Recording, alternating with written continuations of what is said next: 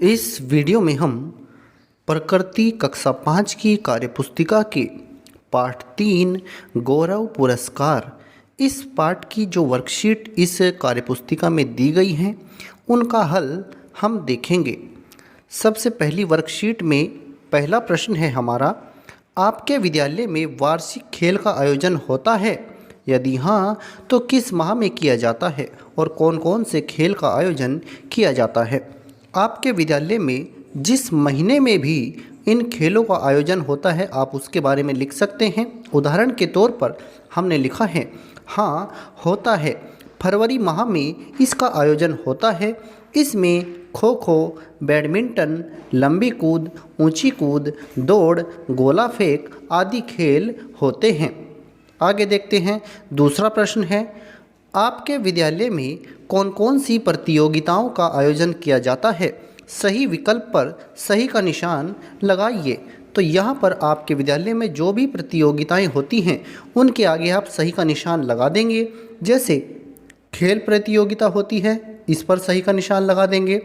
नृत्य प्रतियोगिता, निबंध प्रतियोगिता, कला प्रतियोगिता जो भी होती है उसके आगे आप सही का निशान लगा देंगे। आगे देखते हैं। तीसरा प्रश्न है हमारा, आपने या आपके प्रिय दोस्त ने कभी किसी प्रतियोगिता में भाग लिया है? किन में प्रतियोगिता में भाग लिया है? किन प्रतियोगिताओं में भाग लिया है? निम्न तालिका में लिखिए। तो जिन प्रतियोगिताओं में भाग लिया है आपको इन तालिकाओं में लिख देना है। उदाहरण के लिए मान लीजिए आपने खेल प्रतियोगिता में, कला में और सामान्य ज्ञान प्रतियोगिता में इनमें भाग लिया है तो इन्हें लिख देंगे। आपके प्रिय दोस्त ने भी मान लीजिए खेल में, कला में और सामान्य ज्ञान प्रतियोगिता में भाग लिया है तो ये आप यहाँ पर लिख देंगे। चौथा प्रश्न है इस वर्कशीट का, वह प्रतियोगिता जिसमें आप और आपके दोस्त ने भाग लिया हो तो उसका अनुभव कैसा था, वो हमें लिखना है। देखिए, जब आप कोई भी खेल खेलते हैं या किसी भी प्रतियोगिता में भाग लेते हैं उससे आप सीखते ज़रूर कुछ ना कुछ आपको ज़रूर सीखने को मिलता है। तो जो भी आपको वहाँ सीखने को मिला है उसको आप यहाँ पर लिख सकते हैं। उदाहरण के तौर पर, हमारा अनुभव बहुत ही सुखद था, हमने वहाँ बहुत कुछ सीखा, हमने हर किसी के अंदर जीत की भावना देखी। तो ये आप अपने अनुभव लिख सकते हैं। आगे देखते हैं। इसी पाठ की ये दूसरी वर्कशीट है। पहला प्रश्न है इसमें, घर के अंदर खेले जाने वाले तथा घर के बाहर खेले जाने वाले आपने मनपसंद खेलों के नाम तालिका में लिखिए। तो जो आपको पसंद हैं उनके नाम आपको यहाँ पर लिखने हैं। जैसे घर के अंदर खेले जाने वाले खेलों में हमने उदाहरण के तौर पर लिखे हैं, जैसे लूडो है, शतरंज है, सांप सीढ़ी है, ताश है, या जो भी आपको अच्छे लगते हैं उन्हें आप यहाँ पर लिख सकते हैं। इसी तरह से घर के बाहर खेले जाने वाले खेलों में जैसे क्रिकेट है, फुटबॉल है, बैडमिंटन है, दौड़ है, जो आपको अच्छे लगते हों उन्हें आप यहाँ पर लिख सकते हैं। आगे देखते हैं हम दूसरे प्रश्न को। इस वर्कशीट का ये दूसरा प्रश्न है, घर के बाहर खेले जाने वाले खेलों से हमें क्या क्या फ़ायदे होते हैं? देखिए, जो घर के बाहर खेले जाने वाले खेल होते हैं उन्हें हम आउटडोर गेम्स कहते हैं। आउटडोर गेम्स जो होते हैं उनमें शरीर जो होता है वो हमारा ज़्यादा सक्रिय रूप से प्रतिभाग करता है। एक तरह से हम उनमें ज़्यादा सक्रिय होकर प्रतिभाग करते हैं। जैसे मान लीजिए क्रिकेट है, क्रिकेट को बाहर खेल के मैदान में खेला जाएगा तो बाहर खेल के मैदान में खेले जाने के कारण यहाँ ज़्यादा भागदौड़ करनी पड़ेगी। तो एक तरह से शरीर ज़्यादा सक्रिय रहता है किसमें? आउटडोर गेम्स में। तो इसमें हमारा शरीर स्वस्थ रहता है, हमें बाहरी परिवेश के बारे में पता चलता है, शरीर में फुर्ती आती है और भी बहुत से अनुभव हमें मिलते हैं आउटडोर गेम से, वो आप लिख सकते हैं। आगे देखते हैं। तीसरा प्रश्न है हमारा, अपनी माँ और पिताजी से चर्चा करके लिखिए कि जब वे छोटे थे तब कौन कौन से खेल खेलते थे, इन खेलों से उन्हें क्या लाभ होता था। तो उदाहरण के लिए आप लिख सकते हैं, अपने मम्मी पापा से पूछ करके आप लिख सकते हैं। तो जब वे छोटे थे तो उनके समय में जो जो खेल खेले जाते थे उन्हें आप यहाँ पर लिख सकते हैं। जैसे हमने लिखा है, तब वे गिल्ली डंडा, उस समय जब वो छोटे थे हो सकता है वो गिल्ली डंडा, खो, लूडो, शतरंज, छुपन छुपाई, कंचा, आँख मिचोली, पिट्ठू गरम आदि खेल खेलते थे।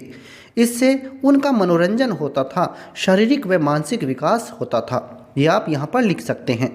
अब देखते हैं इसी पार्ट की ये तीसरी वर्कशीट है। पहला प्रश्न है इसमें, क्या आप अपने दोस्तों के साथ कोई ऐसा खेल खेलते हैं जिसमें आपको नियम बनाने की आवश्यकता होती है? उन खेलों के नाम लिखिए। तो अगर आपको नियम बनाने की आवश्यकता होती है तो पहले आपको उन खेलों के नाम लिखने हैं।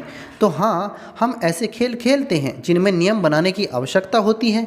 ऐसे खेल कौन कौन से होते हैं? जैसे क्रिकेट है, खो खो है, लूडो है, गिल्ली डंडा है, लंगड़ी टांग है, चोर सिपाही है आदि। ये आप यहाँ पर लिख सकते हैं। आगे देखते हैं, दूसरा प्रश्न है हमारा इसी वर्कशीट में, जब आपके दोस्त किसी खेल को खेलने के लिए अपने नए विचार देते हैं तब आप उनसे सहमत होते हैं? यदि हाँ तो क्यों? तो जब आपके दोस्त कोई नए विचार देते हैं तो हाँ, हम उनसे सहमत होते हैं। क्यों होते हैं? ऐसा करने से हमें खेलने में और मज़ा आता है। यह आप यहाँ पर लिख सकते हैं। आगे देखते हैं, तीसरा प्रश्न है हमारा, किसी भी खेल को खेलने के लिए उसमें नियम बनाना क्यों ज़रूरी होता है? नियम बनाना इसलिए ज़रूरी होता है ताकि वो खेल निष्पक्षता और पारदर्शिता के साथ पूरे हो जाएं। नियम बनाने से खेल निष्पक्षता और पारदर्शिता के साथ होते हैं, उसमें किसी तरह का भेदभाव नहीं रहता है, इसलिए नियम बनाने होते हैं और खेल की भावना बनी रहती है। अब आगे देखते हैं, इसी पार्ट की ये चौथी वर्कशीट है। पहला प्रश्न है इसमें, यदि आप किसी खेल में हार जाते हैं तो उस समय आपको कैसा महसूस होता है? देखिए, जब आप किसी खेल में हार जाते हैं आपको अच्छा नहीं लगता है। तो हो सकता है किसी को गुस्सा आए, हो सकता है किसी को ये समझ में आए कि मैं अपनी गलतियों की वजह से हारा हूँ, मुझे अगली बार फिर से मेहनत करनी है ताकि मैं अगली बार जीत जाऊँ। तो जो भी आपको अच्छा लगता है वो आप यहाँ पर लिख सकते हैं। मुझे थोड़ा दुख होता है, उदाहरण के तौर पर लिखा है हमने, मुझे थोड़ा दुख होता है, लेकिन फिर मैं अगली बार जीतने के लिए और तैयारी करने का निश्चय करता हूँ।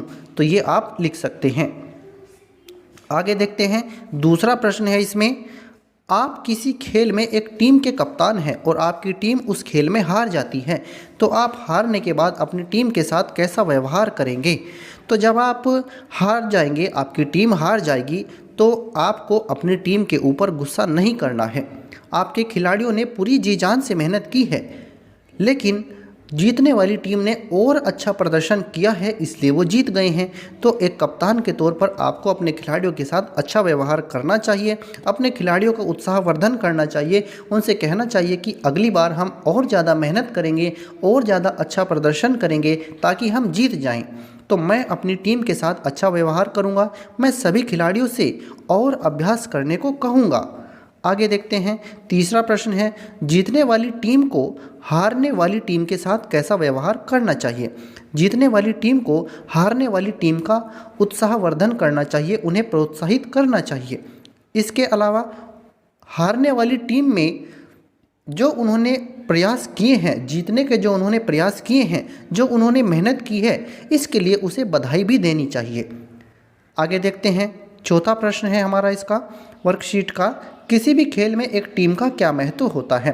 किसी भी खेल में एक टीम का बहुत ही ज़्यादा महत्वपूर्ण योगदान होता है। उस टीम में हार या जीत, किसी भी टीम की हार या फिर जीत इस चीज़ पर निर्भर करती है कि टीम का प्रत्येक खिलाड़ी कितनी लगन से, कितनी मेहनत से खेलता है। वो अपनी टीम को हर संभव तरीके से जिताने की कोशिश करता है। हर संभव तरीका मतलब जो जायज़ तरीका है और जो सही तरीका है, उससे अपनी टीम को जिताने की पूरी कोशिश करता है, नियमबद्ध होकर खेलता है। किसी भी खेल में हार या जीत का परिणाम टीम भावना पर ही निर्भर करता है। टीम का प्रत्येक खिलाड़ी अपनी टीम की जीत के लिए खेलता है, वो खूब मेहनत करता है। आगे देखते हैं, गौरव पुरस्कार इस पार्ट की ये अंतिम वर्कशीट है। आपके आसपास कौन सा खेल केवल लड़कों द्वारा खेला जाता है और कौन सा खेल केवल लड़कियों द्वारा खेला जाता है? कौन से खेल दोनों खेलते हैं, तालिका में लिखें। तो यहाँ पर उदाहरण के तौर पर आपके आसपास जो भी इस तरह के खेल होते होंगे उन्हें आप तालिका में लिख सकते हैं। उदाहरण के तौर पर हमने जैसे लिखा है, केवल लड़कों द्वारा खेले जाने वाले खेल, केवल लड़कियों द्वारा और दोनों के द्वारा खेले जाने वाले खेल। केवल लड़कों द्वारा जैसे फुटबॉल है, वॉलीबॉल है, ताश है, कंचे हैं। केवल लड़कियों द्वारा जैसे खो खो है, बैडमिंटन है, बास्केटबॉल है। इसी के साथ दोनों के द्वारा खेले जाने वाले खेल जैसे लूडो है, शतरंज है, कैरम बोर्ड है। अब हम देखते हैं इसमें दूसरे प्रश्न को। नीचे दिए गए खेलों के प्रसिद्ध पुरुष एवं महिला खिलाड़ियों के नाम लिखिए। तो यहाँ पर ये खेलों के नाम हैं, इनके पुरुष खिलाड़ी और ये महिला खिलाड़ी। जो प्रसिद्ध पुरुष खिलाड़ी हैं और जो प्रसिद्ध महिला खिलाड़ी हैं उनके नाम हमें लिखने हैं। जैसे क्रिकेट में पुरुष खिलाड़ी हैं विराट कोहली, टेनिस में महेश भूपति, बैडमिंटन में पुलेला गोपीचंद, इसी तरह से बॉक्सिंग में पुरुष खिलाड़ी हैं दीपक कुमार। अब देखते हैं महिला खिलाड़ियों को। क्रिकेट में हरमनप्रीत कौर, टेनिस में अंकिता रैना, बैडमिंटन में साइना नेहवाल, बॉक्सिंग में मैरी कॉम। तो ये प्रसिद्ध खिलाड़ी हैं। महिला और पुरुषों को हमने लिख दिया है, आप भी इस तरह से इन्हें लिख सकते हैं।